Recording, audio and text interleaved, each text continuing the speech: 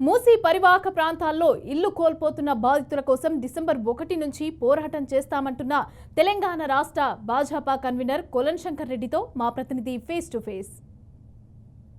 Congress party నాయకుడైన రేవంత్ రెడ్డి గారు అధికారంలోకి వచ్చి సంవత్సర కాలం పూర్తిగా వస్తోంది.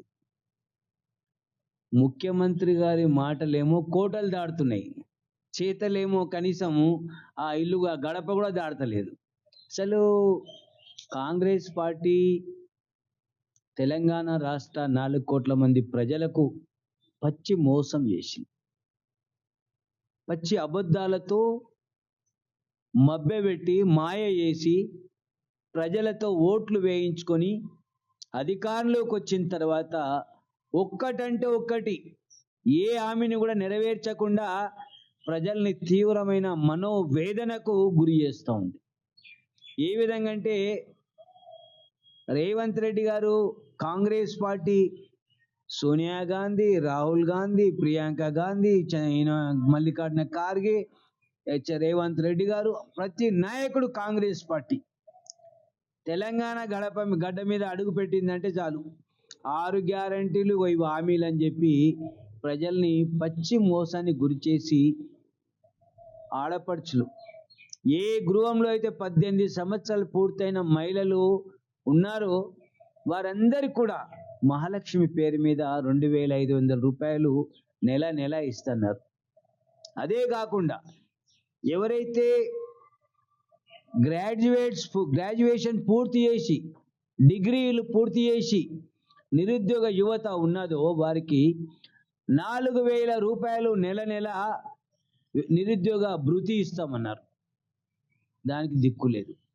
అదేవిధంగా పేద ప్రజలు ఎవరైతే ఉన్నారో వాళ్ళ ఇళ్లలో పెళ్ళి అవుతే 1,00,000 రూపాయలు తులం బంగారం అన్నారు. ఆ తులం బంగారానికి దిక్కే లేదు.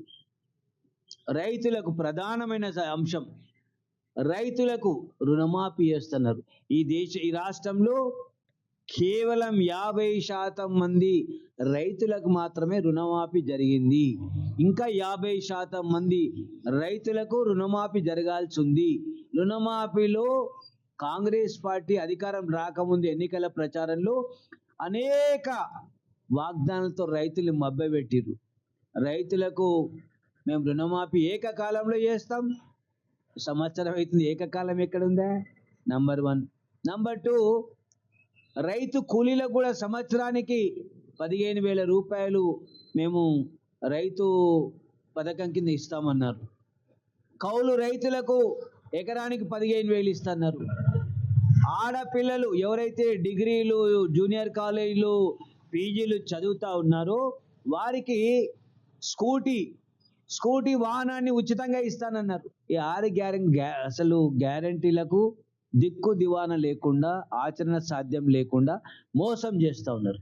డిసెంబర్ 1వ తేదీ నుండి డిసెంబర్ 10వ తారీఖు వరకు ఈ తెలంగాణ రాష్ట్రంలోని కాంగ్రెస్ పార్టీ ఏ విధంగానైతే హిమాచల్ ప్రదేశ్లో, ఏ విధంగానైతే కర్ణాటకలో, ఏ విధంగానైతే తెలంగాణ ప్రజలకు ఇచ్చినటువంటి వాగ్దానాలు 6 గ్యారంటీల్ని అమలు చేయకుండా నిర్లక్ష్యం చేస్తూ ప్రజల్ని మోసగిస్తూ ఉందో ఈ యొక్క వైఖరికి నిరసనగా భారతీయ జనతా పార్టీ ఈ కాంగ్రెస్ పార్టీ మీద యుద్ధాన్ని ప్రారంభం చేస్తూ ఉన్నాం. ప్రజల పక్షాన పోరాటం చేయడానికి, ప్రజల అండతో కాంగ్రెస్ పార్టీని రాజకీయంగా సమాధి కట్టడానికి ప్రయత్నం చేస్తూ ఉన్నాం.